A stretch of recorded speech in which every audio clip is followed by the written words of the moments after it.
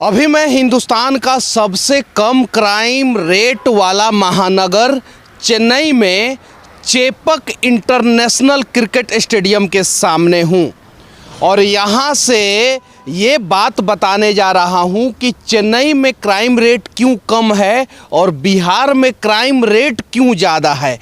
और इसके लिए पुलिस वाले दोषी हैं कि राजनीतिक दृढ़ इच्छा शक्ति और सिस्टम दोषी है।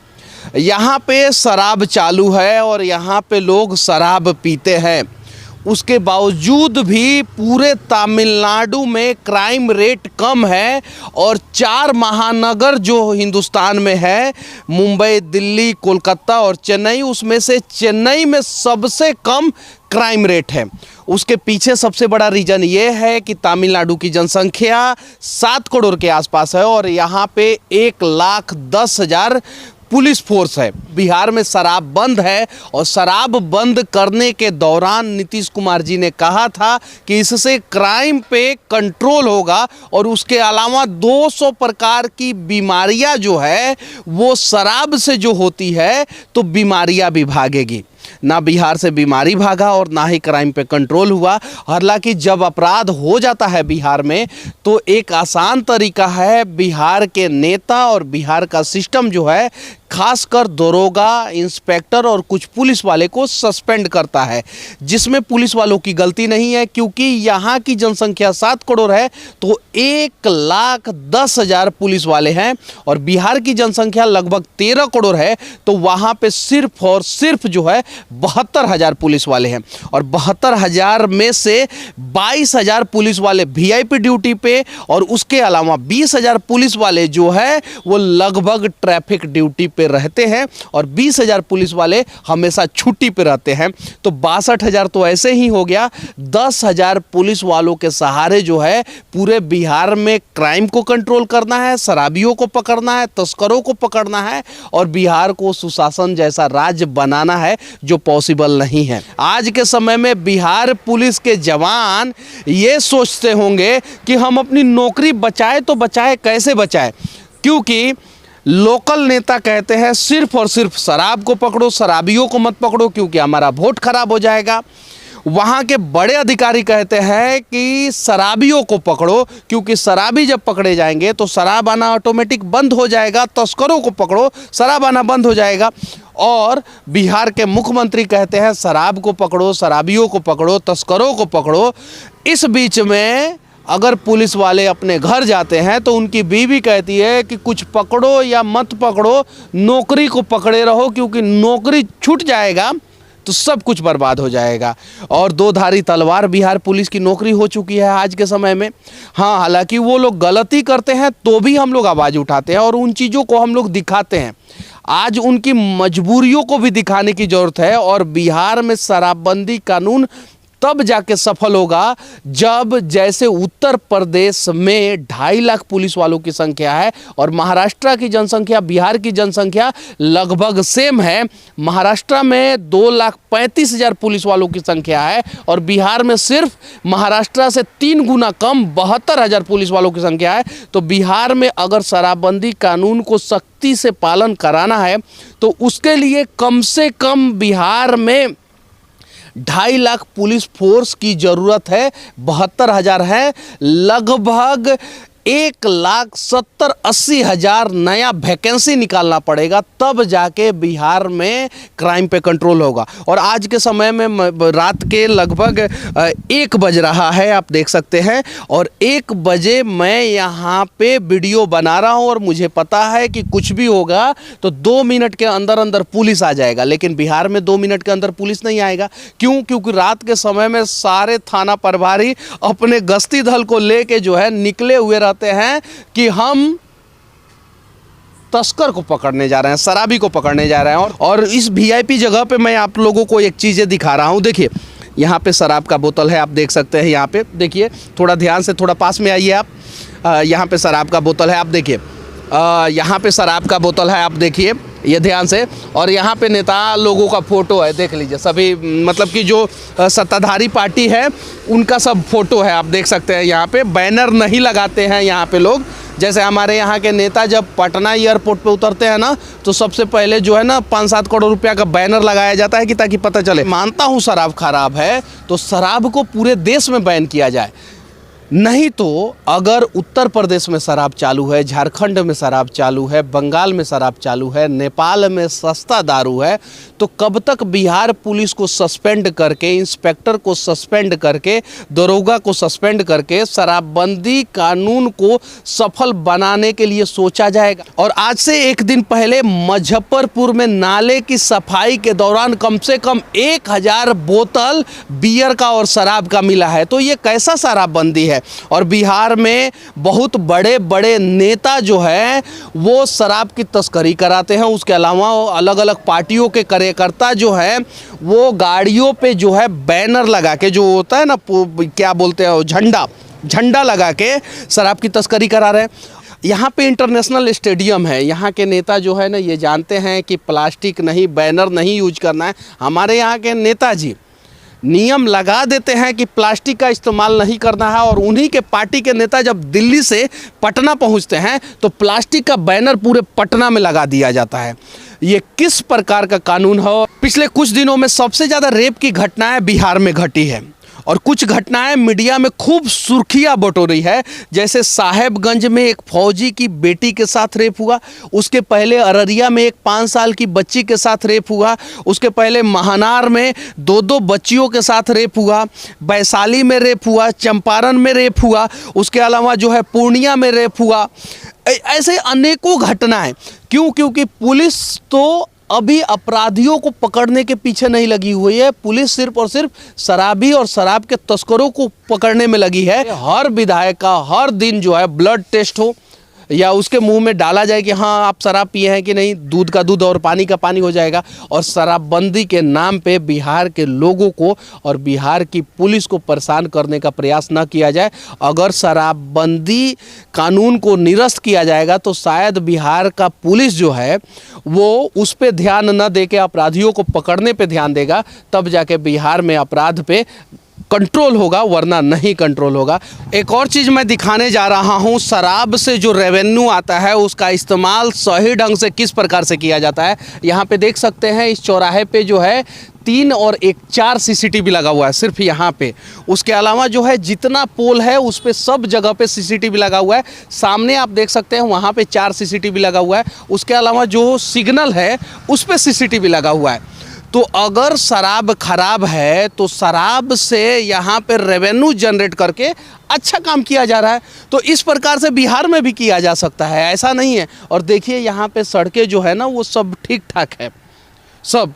और यहाँ का ड्रेनेज सिस्टम देखिए, सभी नाला जो है ना वो सड़क के नीचे है, और हमारे यहाँ जो है ना इतना ऊपर बनाया जाता है। तो इन सब चीज़ों पे लोग ना सोचे और इन सब चीज़ों में आसानी से भ्रष्टाचार किया जा सके, इसलिए जो है ना शायद शराबबंदी में पिछले 5 साल से बिहार को उलझा के रखा गया है। और देखिए ये सभी सीसीटीवी चालू है, सभी सीसीटीवी। और हमारे यहाँ गलती से किसी शहर में 4 गो सीसीटीवी लगता है ना तो 40 दिन तक पेपर में आता है कि सीसीटीवी लग गया है, शहर सीसीटीवी से लैस हो गया है, शहर में सीसीटीवी से अपराध पे लगेगा लगाम। और पता चलता है 2 दिन बाद अगर कोई क्राइम होता है तो सारा सीसीटीवी बंद रहता है। मैंने दिखाया है, बैंक से मोटरसाइकिल चोरी हो जाता है, सीसीटीवी लगा हुआ है। IGIMS जैसे बिहार के सबसे सुपर मल्टी स्पेशलिस्ट अस्पताल से मोटरसाइकिल चोरी हो जाता है, जबकि सीसीटीवी और सिक्योरिटी गार्ड दोनों लगे हुए हैं। PMCS से दलाल जो है मरीजों को प्राइवेट क्लिनिक में लेके चले जाते हैं, जबकि वहाँ पे सीसीटीवी और सिक्योरिटी गार्ड सभी लगे हुए हैं।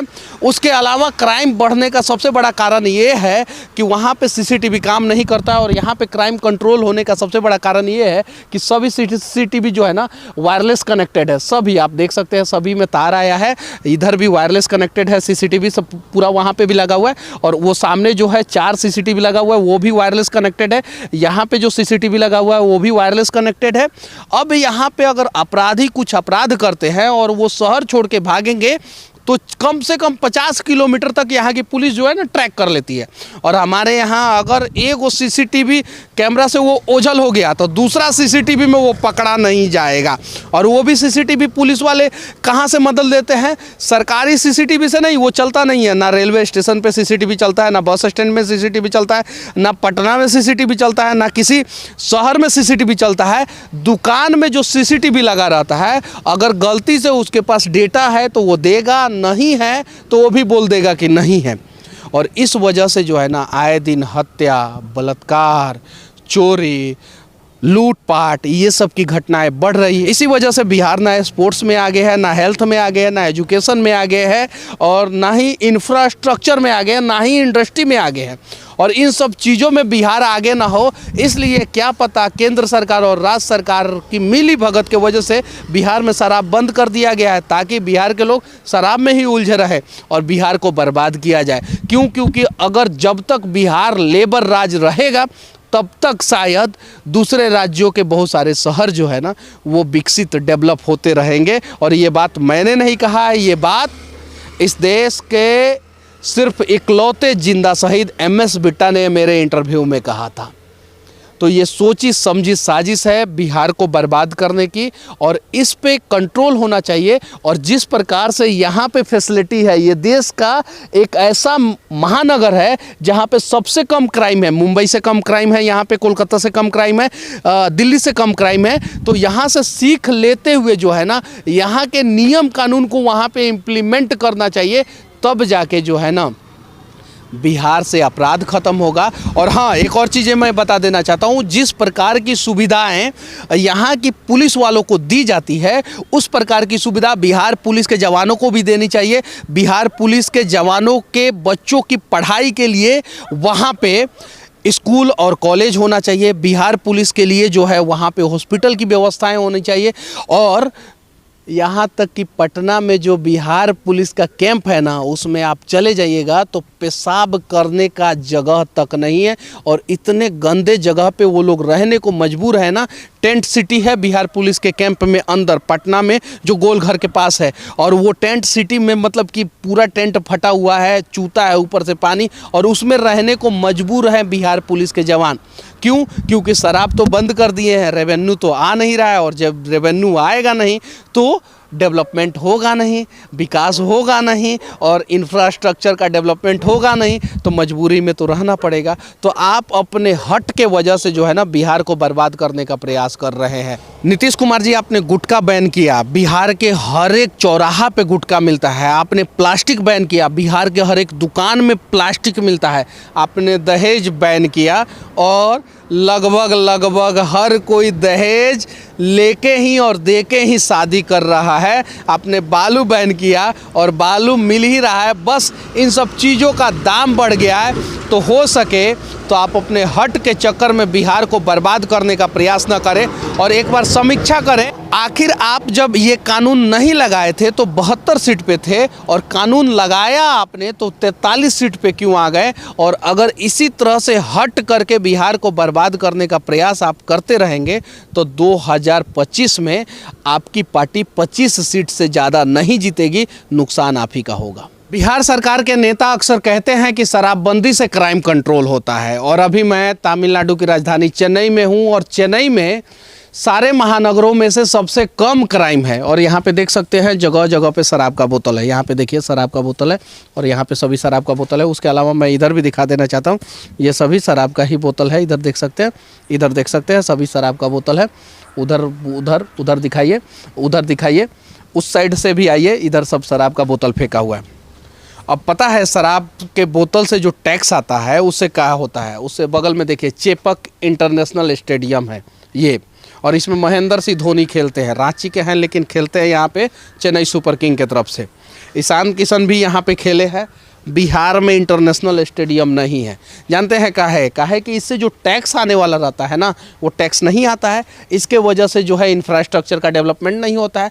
और हाँ, बिहार से यहाँ पे लोग अपना इलाज कराने आते हैं, कैंसर का इलाज, आँख का इलाज। शंकर नेत्रालय यहाँ का फेमस है, कैंसर का CMS भेलूर जो है वो फेमस है, इलाज कराने आते हैं। और हाँ, यहाँ पे देखिए क्राइम इतना कंट्रोल है कि बाहर ही गाड़ी लगाया गया है। सभी गाड़ियाँ बाहर देख सकते हैं, सभी गाड़ियाँ, इधर पीछे भी दिखा रहा हूँ मैं कि बाहर गाड़ियाँ लगाया गया है, इधर भी दिखा रहा हूँ, इस साइड भी दिखा रहा हूँ। लेकिन हमारे यहाँ शराब बंद करके और क्राइम को बढ़ाया जा रहा है। एक्चुअल में ये सच्चाई है, आप देख सकते हैं वहाँ पे बाहर गाड़ी आप नहीं लगा सकते, चोरी हो जाएगा।